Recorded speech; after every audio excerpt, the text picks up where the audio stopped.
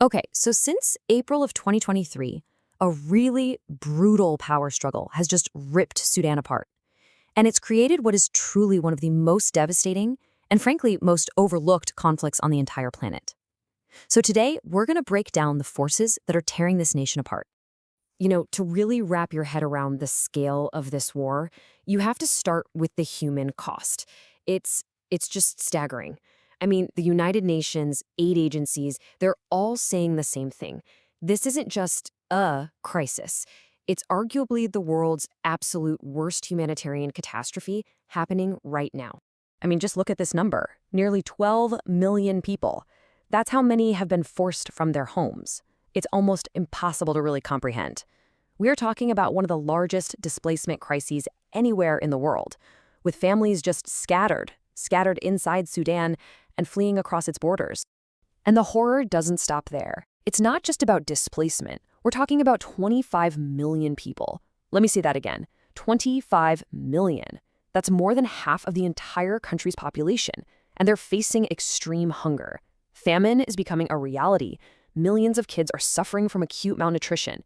It is a full-blown catastrophe unfolding right now. So how on earth did Sudan get here? How did it reach this breaking point? Well, this whole humanitarian disaster, it's a direct result of a political one. At the heart of it all, this war is basically a brutal fallout between two men, two generals who, believe it or not, used to be allies. All right, so on one side, you've got General al-Burhan. He's the leader of the official military, the Sudanese Armed Forces, or SAF for short.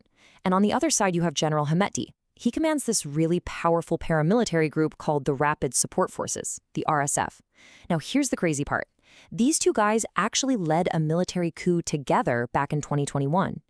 But that alliance, it completely fell apart, and it turned into this incredibly bitter rivalry for who gets total control.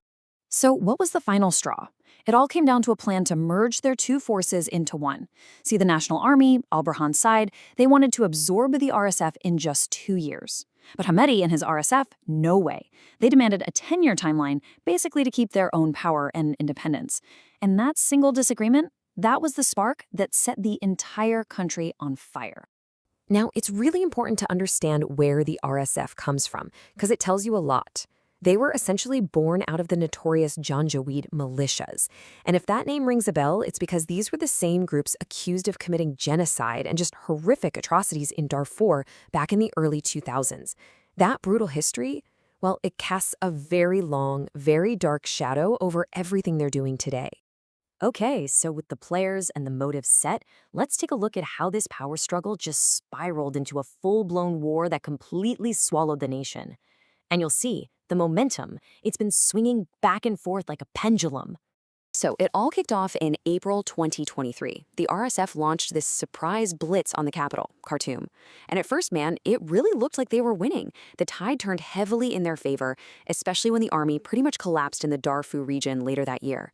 But the SAF, the army, they didn't just roll over. They launched a massive counteroffensive in early 2024, and they even managed to recapture the capital, Khartoum, in March of 2025. It was a huge symbolic victory, but the fight was nowhere near over.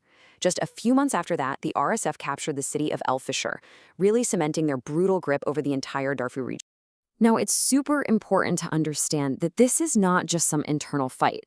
This war has been dragged out and made so much worse because of a whole tangle of international support.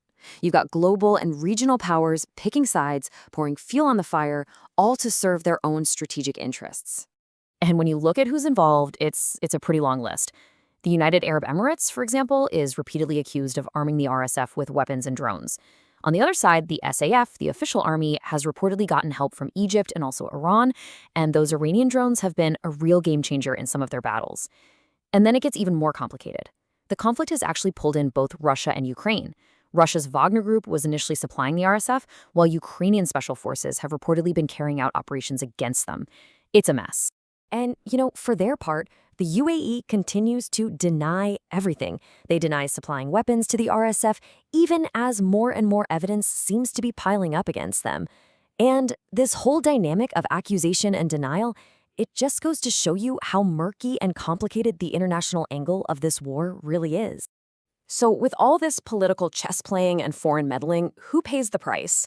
Well, as always, it's the ordinary people of Sudan. So let's bring it back to the impact on the ground, because what's happening to civilians is just marked by horrific, systematic violence. And the horror really comes in many forms. We have documented reports of targeted massacres of civilians, just regular people, in Khartoum, Gezira, all over the country. Sexual violence is being used on a widespread, systematic scale as a weapon of war. And on top of all that, both sides are accused of blocking aid, attacking hospitals, and even killing aid workers, essentially strangling the only lifelines that millions of people have. But in the Darfur region, the violence has taken an even darker turn. It's like a horrifying echo of what happened there in the early 2000s. The RSF and the militias fighting with them are accused of carrying out a deliberate campaign of ethnic cleansing. They are specifically targeting the non-Arab Moslems people in what many are now calling a full-on genocide. And look, this isn't just a claim coming from activists on the ground. The evidence of this systematic, targeted killing became so undeniable, so overwhelming, that on January 7, 2025, the United States government made it official. They formally determined that the RSF and their allied militias did in fact commit genocide. You know, while other wars seem to dominate the world's headlines, the agony in Sudan just continues, largely in the shadows. Peace talks have gone nowhere, foreign weapons are still pouring in, and so the question isn't really just about who's going to win this war.